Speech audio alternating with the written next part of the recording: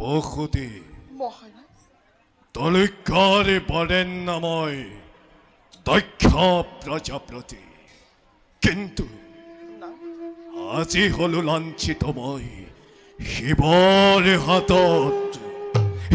জ্ঞান কৰি ৰাজপ্ৰসাদত মোক অপমান কৰিলে তোৰ ঘৰ। তথাপিতো মহাৰাজ শিৱা মোৰ অতিকে আপোনে।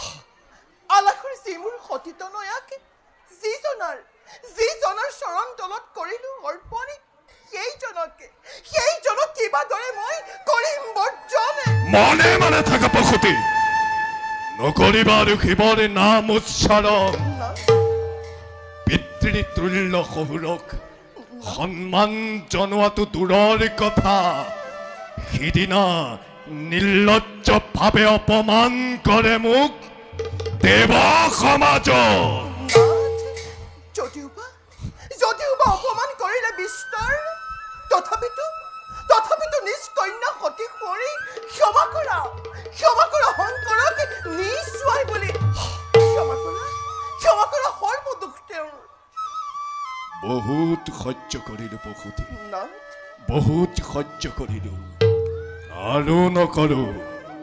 শুনা পশুতি, আজি হন্তে ছিন্ন কৰি মমতাৰ দোল, ছিন্ন কৰি মায়াৰ বন্ধন, অকল শিৱকেই নহয়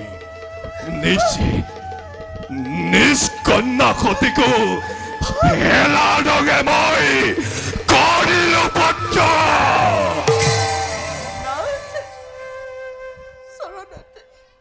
চৰণত ধৰি মই কৰিছো মিনতি। নুশুনাবা তেনে কথা তুমি অবলা কৰি পিতা স্বামী নহবা তুমি এনো নিষ্ঠুৰ। মাতৃ স্বামী নিদিবা বজ্জাঘাত তুমি মাতৃৰ বুকুত। পশুতি, মাতৃ হৈ থাকা তুমি যোগিনী কন্যাৰ, নাই তাত মোৰ অলপ আপত্তি, কিন্তু এই দক্ষ প্ৰজাপতিয়ে জীৱন্তে নাপাহৰে সেই দিব্য অপমান। উচিত শিক্ষা দিম মই সেই শিক্ষা দি শিৱক। শিৱ ভক্ত আছে যত এই দক্ষপুৰীত, সকলোতে স্থান পাব মোৰ লৌহ কাৰাগাৰে। এনে কাৰ্য কি অশুভ স্বামী? নিন্দিব জগতে, নিশ্চিন্তিব অমংগল নিষ্ঠুৰিতাৰ।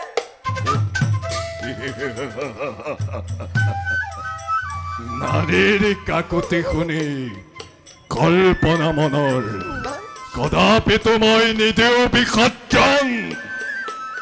নহও কাৰো পিতৃ মই, নহও কাৰো স্বামী মই কেৱল দক্ষ প্ৰজাপতি।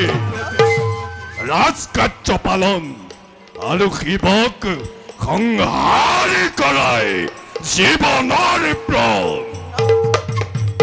পশুতি, আঁতৰ হৈ যোৱা তুমি মোৰ সন্মুখৰ পৰা, আঁতৰ হৈ যোৱা।